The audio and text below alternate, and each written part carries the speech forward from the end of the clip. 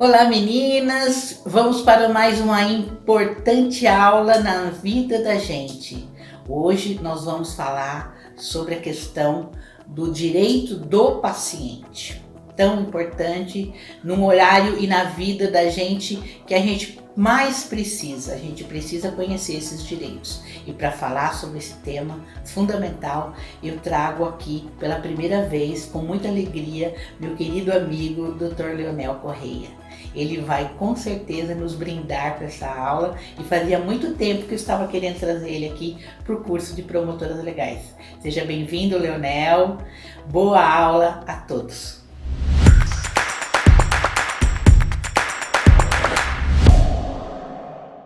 Saudações a todos, é um grande prazer ministrar essa aula de Direito dos Pacientes no programa Promotoras Legais Populares. Eu agradeço a doutora Sandra Nogueira pelo convite e desejo a todas vocês, alunas, um excelente curso e uma excelente aula. Eu me chamo Leonel Correia, sou advogado especializado em Direito Médico e Hospitalar e vou passar algumas informações importantes relacionados ao direito geral dos pacientes. Você, enquanto paciente, enquanto usuário do Sistema Único de Saúde, existem vários direitos e várias vertentes que são fundamentais para que você consiga lidar com algumas dificuldades, algumas situações no decorrer do seu atendimento, no decorrer daquela situação difícil que você está enfrentando ou algum familiar seu. Tá? Então nós vamos falar um pouquinho sobre o direito médico, né? O direito médico ele é um ramo de atuação que destina um estudo focado para hospitais, para clínicas e para pacientes. Envolve tudo aquilo que se relaciona aos atendimentos médicos, tudo aquilo que está em volta da relação de médico e paciente. Então é aplicado tanto para profissionais da saúde quanto para instituições de saúde e pacientes. Nós vamos tratar de alguns aspectos relevantes dentro do direito médico sob o prisma do paciente, do usuário de saúde. Dentre eles, o direito à informação nas consultas e exames, a autonomia da vontade do paciente, o direito do acompanhante, o direito ao prontuário médico, a gravação de consultas, a alta a pedido do paciente, o transporte indispensável ao tratamento de doença grave, o home care e tratamentos paliativos, as doenças graves e alguns direitos relacionados a elas, e algumas condutas resolutivas, algumas ações que você pode tomar em detrimento de algum problema que eventualmente venha a ocorrer durante alguma dessas relações, alguma situação que surgir, ok? Então nós vamos começar aqui falando sobre as informações, o direito de informações nas consultas e exames, tá? Toda consulta médica é um ato, né, no qual você, enquanto paciente ou um familiar seu, tem direito a informações claras, precisas, concisas. Isso significa o quê? Leonel, eu não posso entrar numa consulta e sair dela sem entender exatamente tudo aquilo que o médico falou. A gente sabe que o médico muitas vezes usa uma linguagem difícil de entender. Porém, a lei fala, inclusive o Código de Ética Médica fala que o paciente, aliás, um médico, ele precisa estabelecer com o paciente uma boa relação, uma relação de fácil entendimento, uma relação de fácil compreensão. Então, toda a conduta médica ela tem que ser bem explicada. Você tem o direito de pedir para o médico para que ele te explique quantas vezes forem necessárias aquela terapêutica que ele vai te passar, aquele tratamento que ele vai te dar. Então, você foi diagnosticada com uma doença, um problema de saúde. Qual é a conduta que eu tenho que tomar? Então, você tem todo o direito de solicitar uma explicação clara para o médico e o médico tem essa obrigação de te fornecer isso. As informações elas precisam ser compreensíveis, elas precisam estar claras, tá? Todos os diagnósticos, os procedimentos que são mais invasivos, como cirurgias, tratamentos, alguns exames que demandam sedação, enfim, são diversas as hipóteses, né, que ocorrem aí a necessidade de uma boa conversa com o seu médico. Você tem o direito de solicitar a ele o máximo possível de esclarecimentos, tá? Então, um exemplo aqui que eu até coloquei no caso de um procedimento terapêutico invasivo que precisa de uma anestesia. Então, eles precisam te explicar que tipo de anestesia, quais são os efeitos colaterais, o que pode surgir. Todas essas dúvidas, elas precisam ficar bem claras. E se você se depara com um atendimento médico no qual o profissional deixa de te dar essas informações claras, você, como usuária desse sistema, você como paciente, tem todo o direito de requerer os esclarecimentos necessários, tá? Leonel, eu não estou sendo bem atendida. Numa consulta, o médico ele não me prestou as informações devidas, eu saí com diversas dúvidas. Você tem o direito de pedir a substituição do profissional. Tá? É uma recusa de atendimento por aquele médico que eventualmente não te deu o tratamento devido, não te forneceu as informações importantes. Tá? Então você pode trocar de profissional, você pode exigir a troca, a substituição do profissional, caso você não se sinta confortável com aquele médico que conduz o seu caso. Ok? Autonomia de vontade é um aspecto muito relevante no direito médico. Tá? E ele consiste no direito que você tem, enquanto paciente, de tomar decisões. Você tem o direito de tomar as decisões corretas relacionadas às decisões que você entende serem importantes relacionadas ao seu quadro de saúde. Inclusive, você tem direito de recusar alguns tratamentos que são propostos. Isso acontece muito quando você passa em uma consulta médica, o médico fecha um determinado diagnóstico para você, passa um tratamento no qual você não está, digamos assim, confiante. Você não sente que aquele diagnóstico é o diagnóstico definitivo. Né? Você não sente que efetivamente aquela situação é a situação pela qual você deve passar.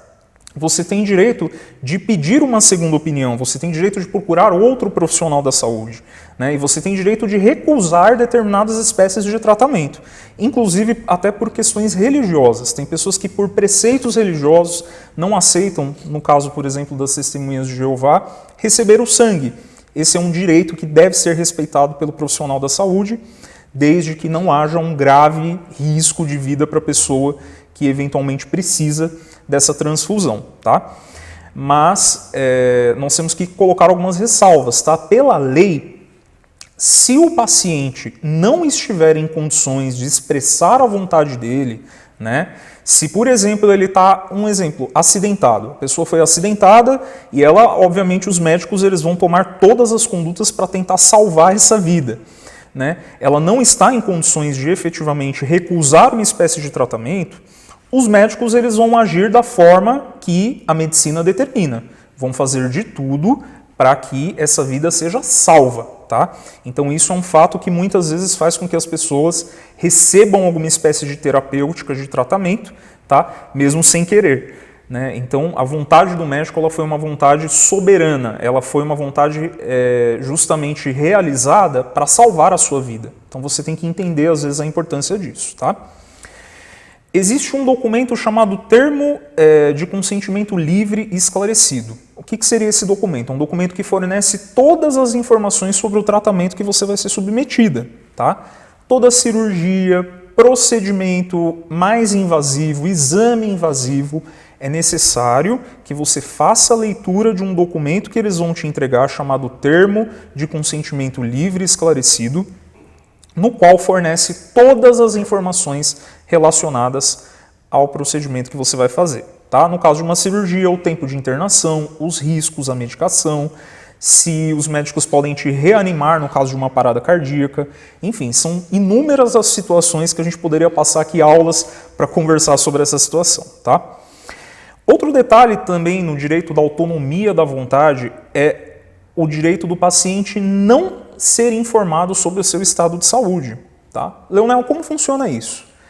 Por exemplo, você tem a suspeita de ter uma doença grave, foi até o médico solicitou inúmeros exames para você e você tem um certo receio do resultado desses exames. Né? Você tem uma insegurança. Ah, doutor, eu não sei se eu estou com câncer, se eu estou com HIV, se eu estou com alguma doença contagiosa. Efetivamente, eu não tenho preparação psicológica para entender ou para aceitar esse diagnóstico neste momento. Tá? Você tem o direito de não saber. O que significa isso? Você pode indicar uma pessoa, um acompanhante, um familiar, para receber essa notícia de diagnóstico. Tá? Você tem esse direito de não saber da informação. Né? É muito estranho nós falarmos isso e às vezes até as pessoas acham que isso não existe, mas isso é muito comum. Tem pessoas que não têm o preparo psicológico para receber uma notícia de uma doença grave.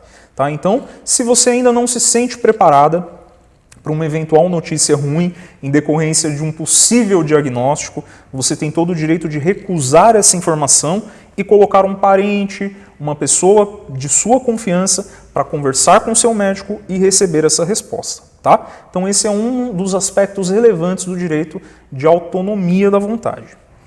Nós vamos passar para o próximo tópico, que fala sobre os acompanhantes. Tá? Então todo paciente, né, tem direito de ser acompanhado em consulta, né, se assim desejar, nas consultas, né, exames pré-natais, principalmente para as mulheres, né, e receber as informações adequadas do profissional. Por que esse direito a acompanhante? Pode ser que você, dependendo do tipo de doença que você está enfrentando ou dificuldade de saúde, também não esteja com as questões mentais suficientes, né, um entendimento, um equilíbrio emocional suficiente para lidar com esse desafio. Então, você tem todo o direito de solicitar ao médico que um acompanhante esteja na consulta contigo e preste informações para que você, inclusive, possa tomar as atitudes necessárias, tomar as medicações, realizar os procedimentos médicos necessários sem nenhuma espécie de confusão. Às vezes você tem uma dificuldade de entendimento, você não consegue entender bem tudo aquilo que o médico está falando. Então você tem esse direito garantido, tá, por lei, de ter acompanhantes. Óbvio que a gente não pode abusar desse direito. A gente sabe que nós estamos num momento de pandemia. Os médicos eles têm evitado aglomerações, eles têm evitado, obviamente, dentro dos consultórios, um numerário maior de pessoas, mas se for o seu caso, né, de necessidade de ter um acompanhante, você pode exigir, tá bom? Pacientes internados menores de 18 anos, acompanhante 24 horas por dia, tá? Obviamente, alguns protocolos afastaram essa exigência por conta do Covid, essa possibilidade, então a gente também tem que ter um pouco de cautela na hora de ir brigar lá no hospital pelo direito do acompanhamento, tá? Por conta de alguns protocolos que foram impostos pela pandemia do Covid-19. Né? É o mesmo entendimento também do idoso acima de 60 anos, ele também tem o direito a ter acompanhante 24 horas, porém, eu tenho conhecimento de que algumas unidades hospitalares afastaram esse direito ao acompanhamento por conta da pandemia, então a gente tem que tomar um pouco de cautela em relação a isso, tá? E o parto, então você grávida, né, vai ganhar o seu bebê, automaticamente você também tem direito a ter o seu companheiro, né, durante todo o pós-parto até a alta hospitalar. E ambas as pessoas que acompanharem, tanto o menor de 18 quanto o idoso e a grávida, né, a mãe, a nova mamãe, têm direito à mesma alimentação, às mesmas condições que o paciente tem também, tá bom?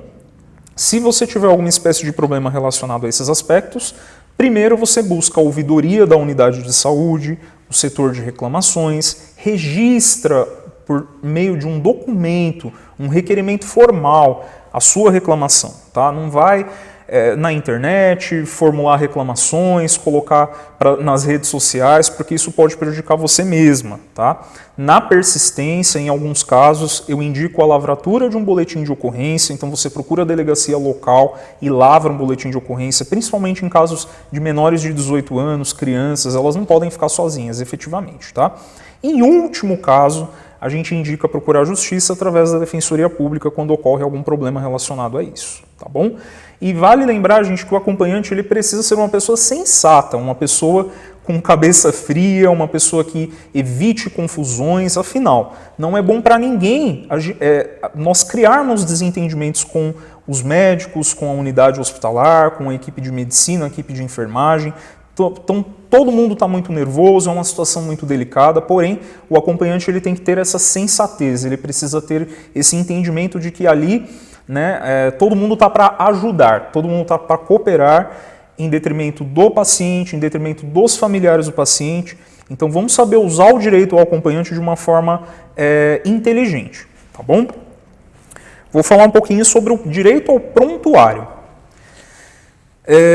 Muitas vezes nós passamos em consultas em determinadas unidades de saúde, diversas unidades de saúde, e cada médico que nós passamos tem a nossa ficha, né? Vamos supor que você faz um tratamento, um acompanhamento ginecológico há 2 anos na UBS do seu bairro.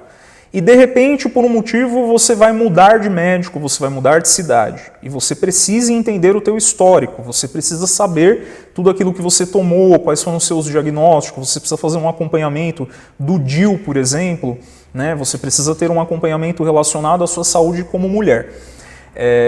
Você tem direito a solicitar o prontuário, tá? O prontuário são as fichas nas quais ficam anotados todos os atendimentos e todo o tratamento médico que foi fornecido a você, tá? Então você pode solicitar via requerimento na própria unidade hospitalar ou unidade de saúde que você teve esse atendimento e eles, por lei, são obrigados a te entregar. A média do prazo, pelo que eu tenho visto, tanto dos hospitais quanto das UBSs e dos postos de saúde, tá? É entre 10, 15 até 30 dias, tá bom?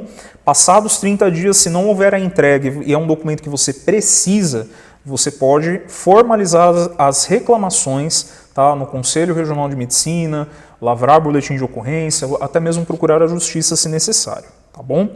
Só que é importante o seguinte, o prontuário é um documento sigiloso, então você tem que tomar muito cuidado para quem você vai mostrar esse documento. Então, se você tomou para si uma cópia desse prontuário, entenda que você não pode divulgá-lo na internet, você não pode ficar compartilhando com as suas amigas, nos grupos. Ele é um documento sigiloso, é um documento no qual tem informações de diagnóstico seu, situações muito pessoais que só podem ser compartilhadas com o outro profissional da saúde que você procurou, ok? Se você, de repente, vazar esse documento, você pode saber que algumas sanções, algumas imposições podem acontecer, tá? Acredito que da recusa, então, ficou claro. Se houver recusa, vocês têm direito de requerer até na justiça uma via, mas é muito difícil ocorrer a recusa no fornecimento do prontuário médico, tá? Gravação de consultas. Gravação é uma das questões que mais abrangem o direito médico. Muitos médicos me questionam sobre pacientes que sacam o celular, começam a realizar uma gravação, ou pacientes que de repente no momento de um desentendimento com o médico ficam nervosos, ou até mesmo pacientes que apenas querem gravar porque querem entender aquilo que o médico está falando, querem ouvir numa outra oportunidade, né? Eu vou ter um tratamento de 1 ano pela frente, que eu tenho que tomar 5 medicações diferentes por semana, então eu quero gravar a consulta para eu entender como que vai funcionar isso, tá? O paciente ele tem direito de gravar a consulta, tá? É um direito previsto, as normas do Conselho Federal de Medicina autorizam a gravação de consulta, mas pode ser que você se depare com algum médico que não aceite essa gravação, tá? O médico ele pode de repente fazer uma recusa e dizer que você não tem o direito de gravar, tá? Leonel, se acontecer isso, como devo proceder? Você deve solicitar para o médico, de uma forma bem calma e tranquila, o seu direito de gravar. Tá? E diga a ele, doutor, doutora, eu quero fazer essa gravação não para divulgar nas redes sociais, para colocar no YouTube, eu quero fazer essa gravação para que eu entenda o procedimento que eu vou ter que tomar daqui para frente. O senhor me autoriza? Pode ser só o áudio, pode ser áudio e vídeo, pode ter certeza que o médico ou a médica que vai te atender vai considerar esse seu pedido e vai autorizar, tá? Até porque os médicos são instruídos a autorizar essas gravações. O próprio Conselho de Medicina, o Conselho de classe deles, instrui eles a facilitar ao máximo a comunicação com os pacientes, tá? O paciente ele tem que entender tudo o que está acontecendo. E o direito médico e o mundo médico ele é muito complicado de se entender. Então, quanto mais facilidades o paciente tiver, quanto maior compreensão o paciente tiver, melhor fica para todo mundo, tá? Então, peça para ele. Se ainda assim o objetivo não for alcançado, você não conseguir fazer essa gravação importante da sua consulta, tá? Você pode, no setor de ouvidoria da unidade, tá, de atendimento, e também pode fazer uma reclamação no Conselho Regional de Medicina, no caso CREMESP, aqui no estado de São Paulo. Tá? Importante, jamais divulgue as gravações para terceiros, jamais compartilhe áudios no WhatsApp, jamais poste na internet. Olha, o médico foi grosso comigo, o médico me xingou, o médico fez isso, o médico fez aquilo. Por quê? Você pode reverter essa situação contra você. O médico ele pode entender como um uso indevido da imagem, ele pode entender como uma exposição desnecessária.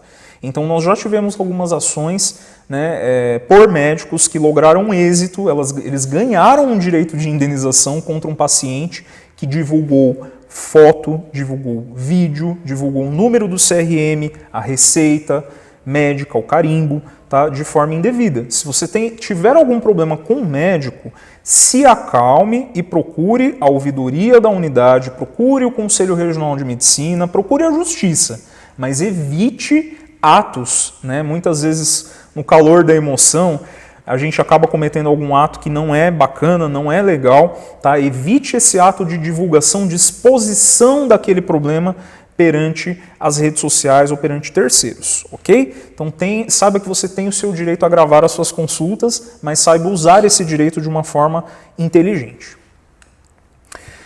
Alta a pedido. O que seria alta a pedido?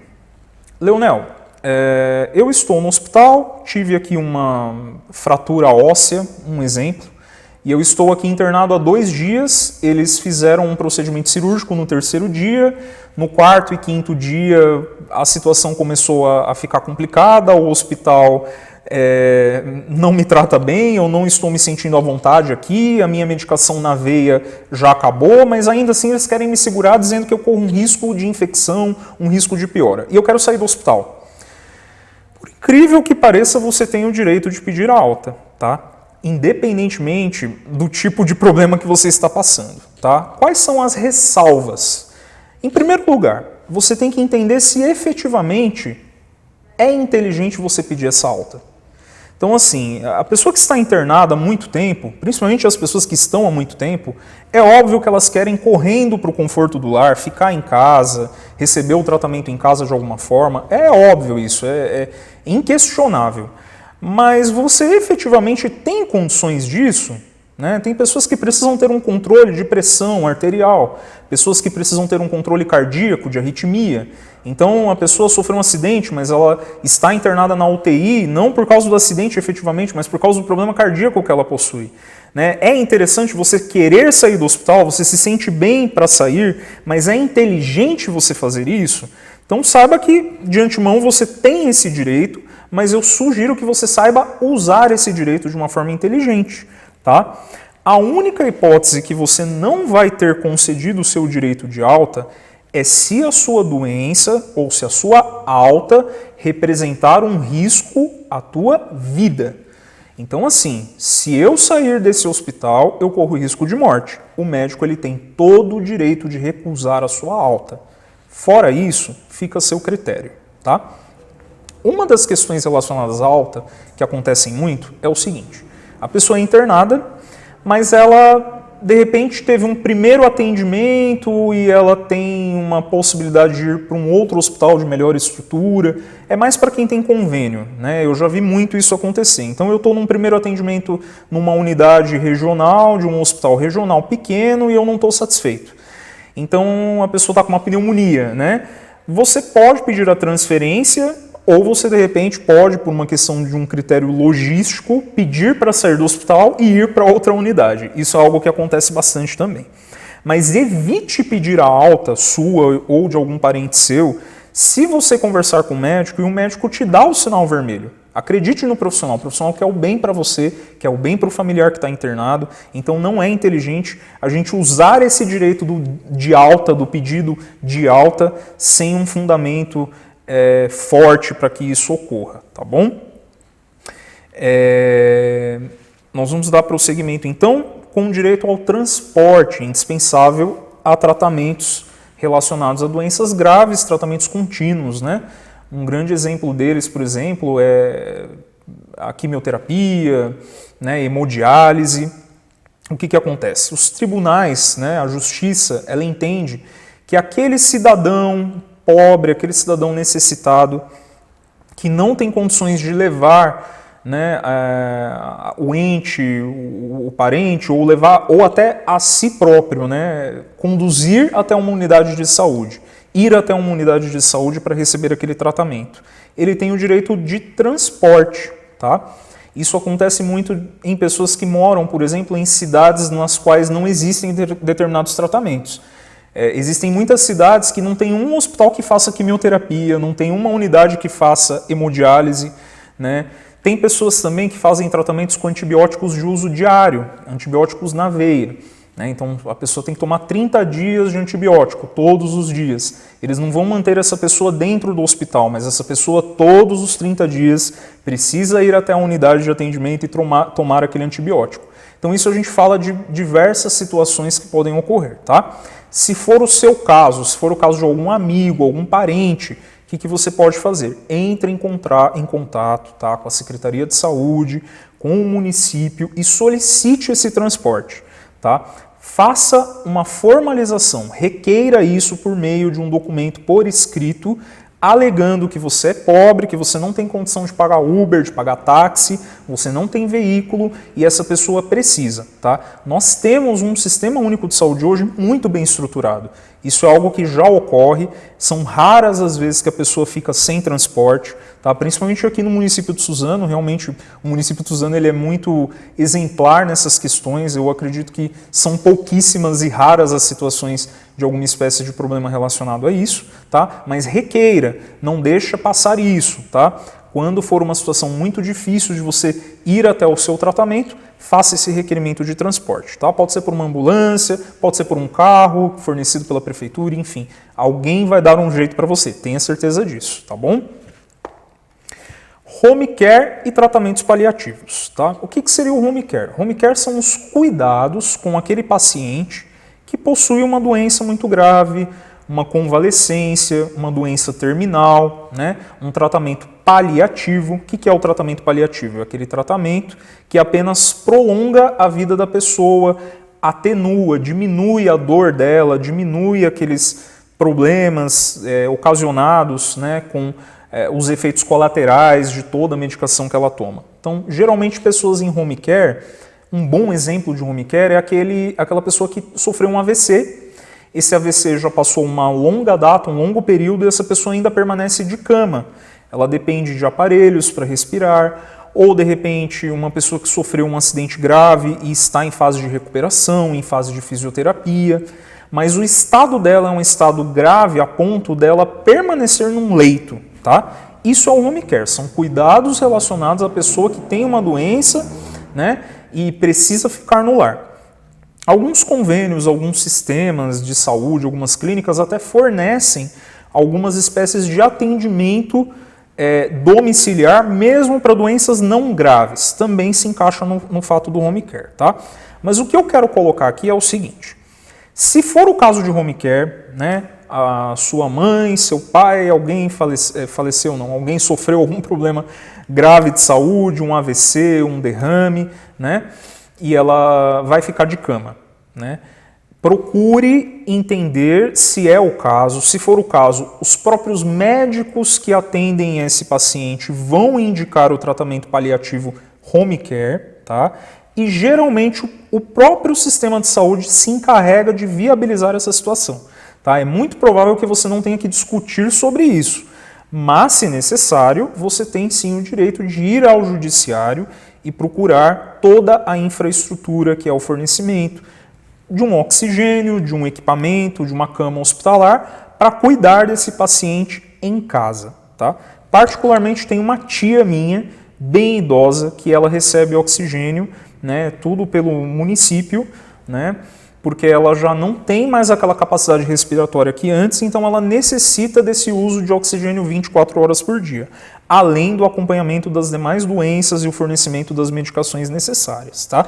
Então a gente não teve nenhum problema com ela, bastou requerer, o próprio sistema de saúde encarregou de fornecer os cilindros de oxigênio para ela e eles vão até a residência dela de semana em semana fazer essa troca, tá? Se for o caso, saiba que é só por indicação médica e o próprio sistema costuma se encarregar de viabilizar tudo.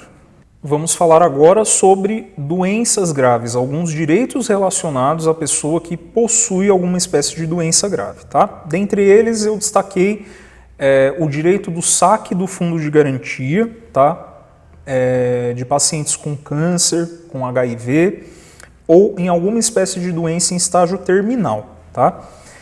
O que acontece? Todo mundo sabe que o fundo de garantia ele é aquele direito contraído pelo trabalhador com um trabalho de longos anos, de longos períodos, só que é um valor que fica retido na Caixa Econômica Federal. Então vamos supor que você trabalha há 10 anos numa empresa e de repente você foi surpreendido com a doença de que você está com um câncer grave, né, um tratamento que vai te causar aí grandes transtornos. Então você tem o direito de requerer o levantamento do seu fundo de garantia. Tá? Um valor que com certeza vai te auxiliar no seu tratamento, no seu bem-estar. Né? De repente você está tendo um afastamento do trabalho, você tem uma certa diminuição da sua renda, até porque nós sabemos que o INSS muitas vezes ele não paga a integralidade no auxílio-doença ou até na aposentadoria por invalidez. Então você tem esse direito adquirido. Tá? Você pode correr atrás do saque do fundo de garantia nessas condições. Tá? Pacientes com câncer, portador de algum tipo de deficiência física, visual, mental, severa, né, alguma doença profunda, pode adquirir um veículo, um carro, tá, novo, diretamente ou por intermédio de um representante legal, né, e se valer da isenção de impostos, é aquele conhecido PCD, né, o carro especial, o carro para pessoas com deficiência. Nem sempre nós tratamos a deficiência como uma deficiência física, mas uma doença incapacitante. Né? Então existe um rol de doenças, um número bem grande de doenças que podem permitir que você faça a compra do seu veículo com isenção, né? Com a possibilidade de você não pagar vários impostos, inclusive o IPVA anual, que é aquele imposto que chega, né, na nossa casa todo mês de janeiro ou de fevereiro para pagar, você fica isento desse imposto, tá? Então é algo bem importante porque, de repente, você realmente sofreu um acidente, ficou incapacitado e quer comprar um veículo. Saiba que você tem esse direito, uma compra de um veículo de valor mais baixo, com isenções, e é algo bem interessante. Tá? Se for o seu caso, se for o caso de alguma amiga sua, né, ou alguma conhecida, você tem até o dever de orientá-la a procurar uma autoescola para obter informações, procurar o Detran, porque é necessário tirar uma carta especial para isso. Tá? E aí, geralmente, eles fazem o processo integral para você conseguir a compra desse veículo. É um pouco burocrático, mas é bem vantajoso. Tá? E um outro detalhe, né, de pacientes com doenças graves é o fato da isenção do imposto de renda sobre valores recebidos de aposentadoria, pensão, reforma, enfim, qualquer benefício previdenciário. Tá? Isso ocorre para pacientes que estão passando por um câncer, né, e tem uma renda que é tributada. Né? A pessoa recebe um salário, de repente um funcionário público, uma pessoa que tem um bom emprego e tem um salário alto, um salário que deduz, né, que desconta o imposto de renda. Quando você passa por uma circunstância como uma doença grave, você pode pedir, né, essa isenção do imposto de renda. Então a Receita Federal automaticamente, aprovado isso, constatado a sua doença, a gravidade da sua doença, ela pode te isentar de pagar esse imposto de renda. É mais um dinheiro que sobra para te auxiliar nesse tratamento. Tá? Esses aqui são 3 benefícios essenciais para as pessoas que têm problemas de saúde e enfrentam situações graves. Tá? E nós vamos já finalizar, né, a nossa aula de hoje com algumas condutas, né, algumas atitudes que você, enquanto paciente, enquanto parente de algum paciente, pode tomar no caso de alguma dificuldade, algum problema relacionado ao seu atendimento, à sua consulta, à sua relação com o médico, à sua relação com o hospital. Tá? A primeira é a seguinte: sindicância e processo ético profissional. Tá? Os médicos, eles possuem um conselho chamado Conselho Regional de Medicina. É o órgão que regulamenta a profissão médica, assim como os advogados têm a OAB, que é a Ordem dos Advogados do Brasil. os médicos têm o Conselho Regional de Medicina, que é o órgão que julga, é o órgão que analisa as questões relacionadas ao médico, ao direito médico e todas as relações deles com os pacientes e com as unidades de atendimento, tá? Então vamos supor que você sofreu um grande problema com o médico foi muito ríspido, ele negou fornecer um documento, uma medicação, uma explicação clara, um atestado, né? Você está caindo aí muito doente, caindo de febre, passando muito mal e ele não quer te fornecer um atestado médico. Enfim, são inúmeras as situações que pode fazer com que você tenha o direito, nasça o direito seu de reclamar dele, tá? Então não vá para as redes sociais fazer a reclamação do médico, evite fazer esse tipo de reclamação em rede social, você perde a sua razão, tá? Procure o Conselho Regional de Medicina. Aqui na região, o posto mais próximo fica em Mogi das Cruzes, ali no prédio do shopping de Mogi, no Elbor Concept, tá? Qualquer coisa vocês podem entrar em contato comigo também, eu forneço o endereço. Lá vocês podem formalizar a reclamação do médico. Foi um erro do médico, foi uma situação muito absurda. Faça a reclamação no conselho, tá? O conselho abre uma sindicância. O que é a sindicância? É um procedimento prévio para avaliar tudo o que aconteceu e se entender que o médico, entender que há indícios de erro, há indícios de culpa do médico, ele vai abrir um processo interno contra o médico, tá? Se você tiver a sua razão e se ficar comprovado que o médico agiu fora da lei, agiu fora dos deveres dele, você pode ter certeza que ele vai ser condenado, tá? Aí ele vai pagar multa, ele pode ter o CRM dele suspenso, se for situações muito graves, ele pode ter até mesmo a perda do direito ao exercício da medicina, tá bom? Então entenda a importância do CREMESP. O CREMESP, ele regulamenta os médicos, ele regulamenta as relações, tá? Outra situação. Eu estou com um problema com aquele médico na unidade de atendimento, procure a ouvidoria, procure o diretor médico, procure a pessoa que é responsável por aquela unidade. Fala, olha, esse médico, ele está recusando me dar o tratamento, ele está recusando me explicar a minha terapêutica, ele está recusando me fornecer um atestado. Eu falei para o médico que eu tenho alergia a essa medicação e o médico insiste nessa medicação. Tá? Eu falo que eu já passei por uma condição como essa. Uma vez eu passei por uma consulta médica e o médico insistiu em um antibiótico no qual não faz efeito para mim e eu tive um pequeno embate com ele tentando explicar para ele que aquele antibiótico não fazia efeito, que eu já tomei em outras oportunidades e não fez efeito. Então eu precisava de um outro antibiótico. E ele, por sua vez, falou, eu sou médico, eu sei o que eu estou fazendo e é esse o antibiótico que você vai tomar. Então o que eu tive que fazer? Eu tive que conversar com ele com muita calma, muita tranquilidade e entrar em contato com o supervisor dele, com o supervisor da unidade para poder explicar a minha situação e, por sua vez, ele me atendeu novamente e me deu um antibiótico adequado. Tá? Então a gente sempre tem um jeitinho de conversar e resolver a situação sem brigas. Tá? Vai no setor de reclamações, vai na ouvidoria, vai no município, pode ter certeza que alguém vai te auxiliar nesse sentido. Tá bom? Tudo que você for fazer em relação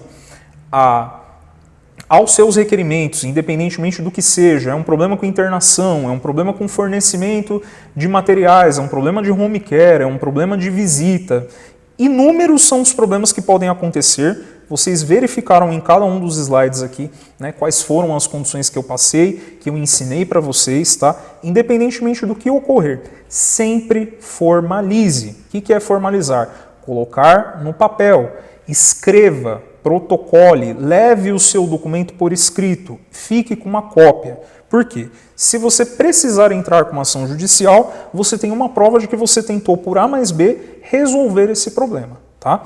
Então, é um requisito indispensável até mesmo para a gente entrar com o processo. Não se entra com o processo sem uma prova de negativa. Você tem que ter um não para te dar o direito a entrar com o processo. Você tem que ter um problema para dar o direito para entrar com o processo. Tá bom? E uma situação que eu não comentei também, mas são as situações de erro médico. Você realmente passou por um constrangimento muito grande, com uma paciente que uma vez ela foi fazer uma substituição de um DIU e o médico simplesmente, aliás, a médica que atendeu ela, a ginecologista, não fez a retirada completa do aparelho e ficou um pedaço do aparelho dentro da pessoa. E aí, obviamente, o que ocasionou? Inflamações, infecções. Foi um erro muito grave, uma inércia muito grave, tá? Situações como essas te dão o direito de fazer reclamação no Conselho Regional de Medicina, te dão o direito de fazer reclamação na própria unidade de atendimento e te dão o direito de entrar com uma ação contra esse médico, tá? Pela reparação dos danos que ocorreram. Sempre guarde todas as notas fiscais, medicações que você comprou, gastos que você teve, tá? E, se necessário, procure a Defensoria Pública ou um advogado de confiança para ingressar em juízo quando for o caso, tá ok? Eu agradeço imensamente pela oportunidade de estar ministrando essa aula. Espero que vocês tenham gostado do tema. Me comprometo em próximas oportunidades trazer assuntos novos, assuntos contemporâneos, diversos. O mundo do direito médico é muito extenso, é muito grande, porém acredito ter contribuído um pouquinho com a formação de vocês e parabenizo vocês, espero que vocês persistam até o final, assistam todas as aulas e o que precisarem estarei à disposição. Um forte abraço a todos.